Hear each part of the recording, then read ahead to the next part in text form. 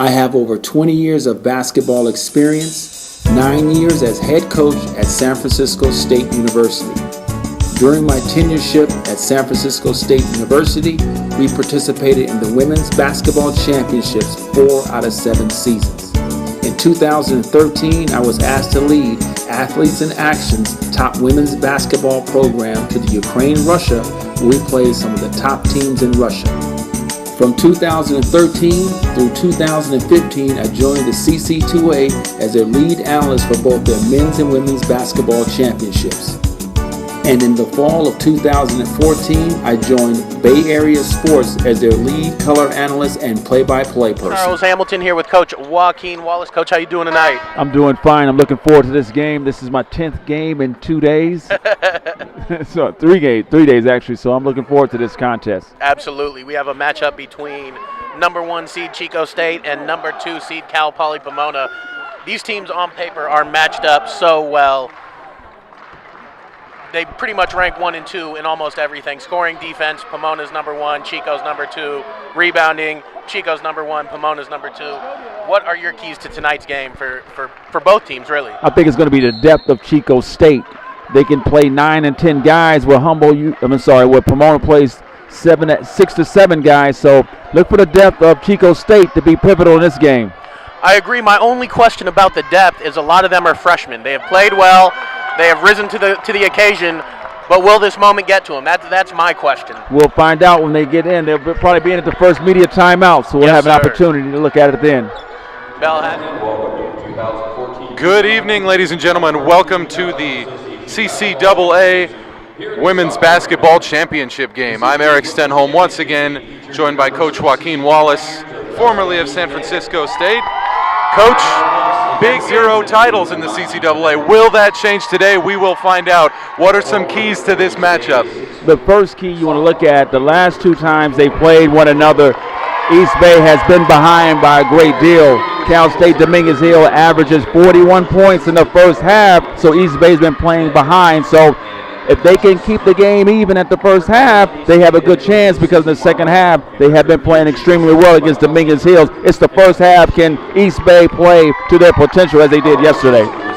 As you mentioned, first half was key in both regular season matches. So this is a matchup. Are these two coaches, is it similar to yesterday's matchup? Are there similar styles, or are these contrasting styles? These are contrasting styles, totally contrasting styles. Humboldt State wants to score in the 80s. East Bay want to keep the game in the 60s. So for you here on GoCCAA.org. Let's see if East Bay on these 2 free throws change the tempo. Coach Barkham usually comes with some sort of trap full court. This would be a great opportunity right now to change the tempo, see if they get a quick turnover for a layup. Rebound. It's a 6-point lead. Effenberger to tie it, and she knocks it down. 26-26. Effenberger's on fire again. She has been the unsung hero, Eric. Start for the senior. They're doing a great job of moving the ball, screening the zone, using a lot of penetration, getting open shots. Faison gives it up her game on the season, getting some time in the championship tournament. Well, Thomas isn't available right now, and so now you have a freshman coming in making a live ball turnover. That hurt them. You're down by 1. When I seen him with the basketball, Charles, it looked like he didn't want it. So why are you giving it to me? And so it was evident because he gave it right to Humboldt. So I'm sure that Coach Oliver isn't happy about that, but he definitely looked like he didn't want it, and he proved it by giving it right to Humboldt for a layup.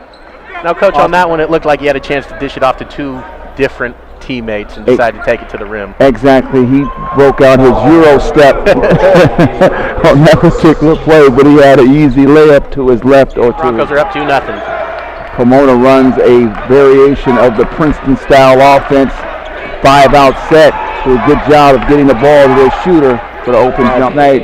The team with the best fitness level was going to come out with the win, which was Humboldt, because they were able to make shots at the end of the game. I would say the same could be said tonight with Humboldt and Pomona. Both teams look like they want to run up and down the floor. Humboldt does a great job of getting the ball in and out the net, not allowing Pomona to set that suffocating defense down, and they're able to penetrate get players out of position to score. They're doing a great job so far.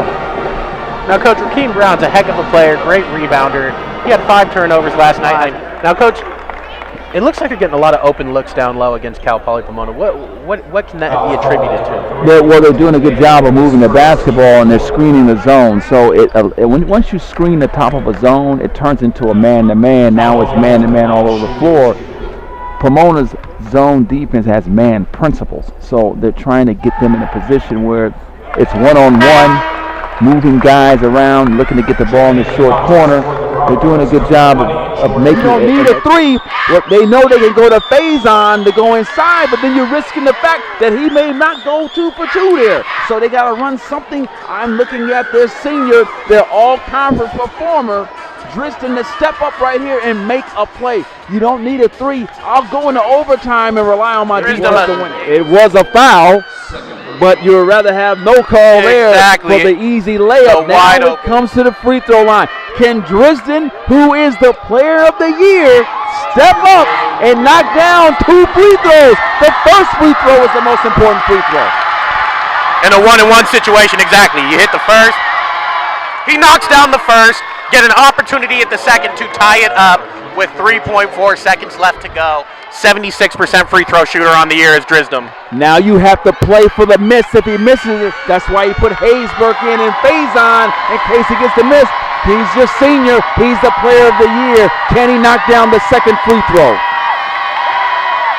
Points already in this one. What is it about that Princeton-style offense that makes it so hard to cover? Well, you spread. There is no defense on the back end, so it's basically a 2-around-3 offense. Everyone is free throw line extension ahead.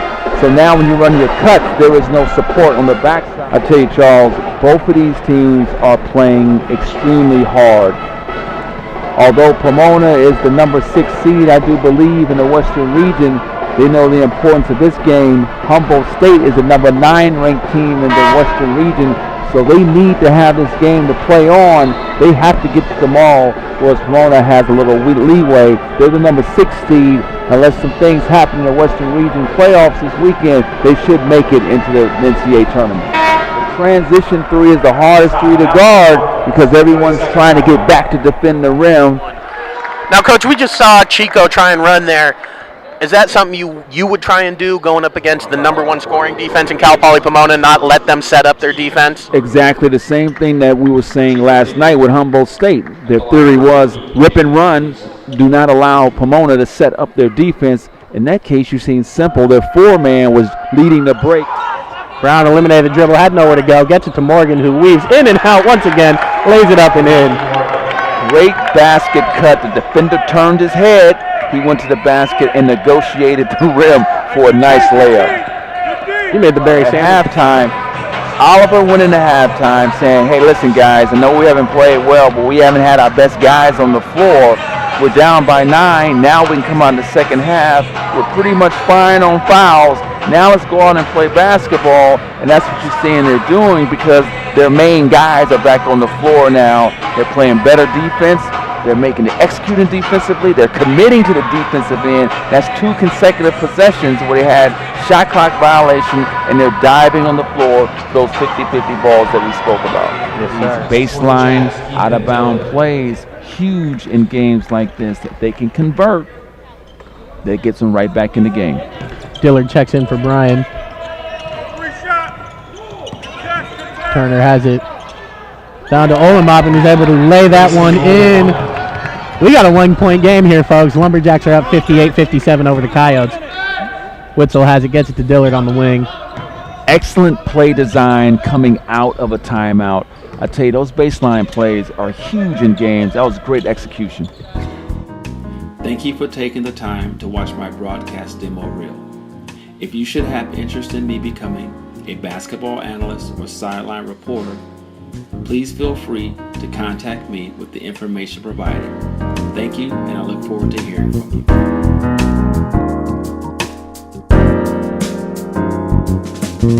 you.